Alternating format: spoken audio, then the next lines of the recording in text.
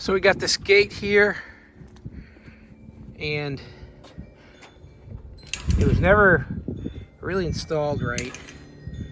So this door catch, it doesn't do anything. Especially when it gets cold and this metal shrinks, it doesn't catch at all. So I'm just gonna shim it in a little bit using some of these extra door hasps. And I'm just gonna weld that on there, and we'll see if we can get that to catch. I got a little bit of double-sided glue here to just hold it in place, and then I'm gonna put this clamp on it. Okay, got that clamped up, and let's just go put a welder right on here. I got a simple MIG welder here. I don't have any gas, so I'm gonna just use the flex core wire that comes with these things. A bunch of it in there, lasts me for ages. I don't do a lot of welding, so this little Eastwood rig does really good. My brother bought it for me. Really good for small projects like this.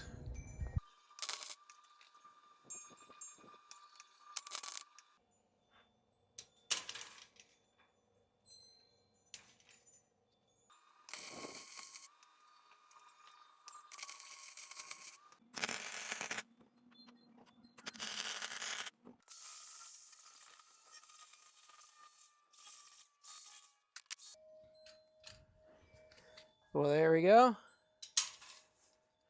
Clicks in there just perfect.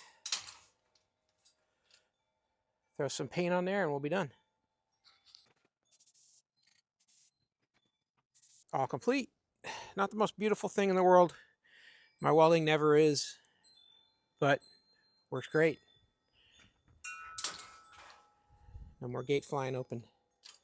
Well, I hope that helped. See a little DIY fix for this gate using a home welder. I hope this was useful to you, and as always, hope you have a great day.